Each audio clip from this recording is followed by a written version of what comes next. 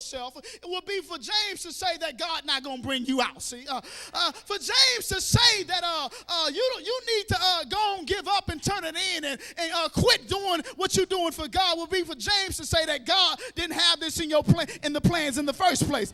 See, because the Bible says in Romans 8:28, for all things work together for good for those who love the Lord and who are called according to his purpose. You've got to understand that if I'm going through it, God's got a plan he already working out.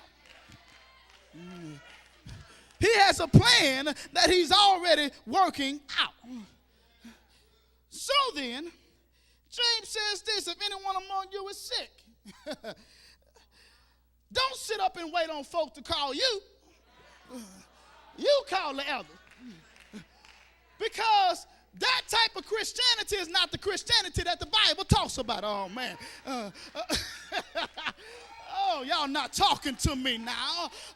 Because if it was a check and you were sick, you would get on the phone and make your phone call. Y'all not talking to me now. But if your healing was in the elders' hands, and if you knew if they really prayed for you and laid hands on you that you would be healed, you would make that phone call. If you wanted to be healed, see, oh man, if you really wanted to be healed, if you didn't have no phone, you would find a phone, go to your next door neighbors and get a phone and make that phone call for the elders to lay hands. If you want to be healed. And see, that's what the issue is. Do you really want it? Oh, man. Oh, see, that's what the question is. Do you really want it? Do you want to be healed?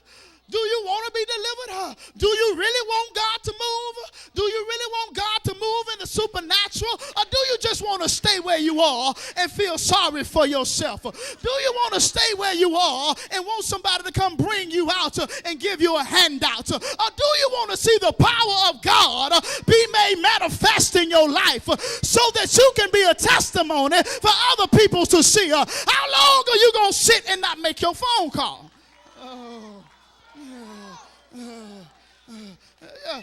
How long are you going to sit by and then not pull on God for God to give you what he already promised you? Y'all not talking to me. Do you understand that the Bible says in Hebrews 11 that without faith it is impossible to please God? For they that come to him must believe that he is and that he's a rewarder of them that diligently seek him. Do you understand that Christ, when you come to him in faith, will overlook all of your flaws in order to give you what you need? Do you understand that God is a junkie for faith? Y'all not talking to me.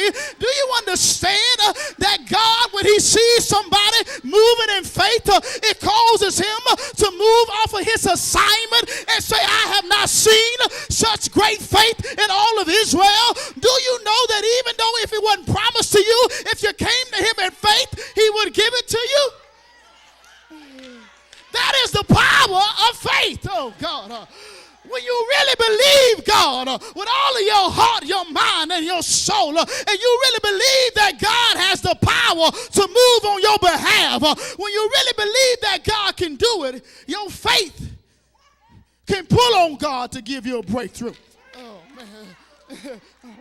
Yeah, okay, can I talk a little bit here today? All right, I remember in the book, in the Gospels of this Syrophoenician woman. Syrophoenician woman who was not a Jew. As a matter of fact, she was not in the lineage. Jesus shouldn't even been talking to her.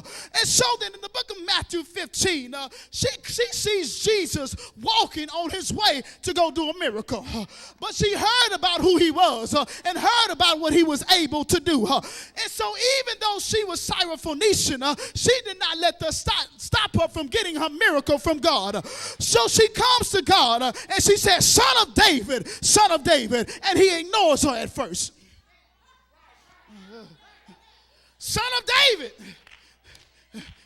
He didn't even respond.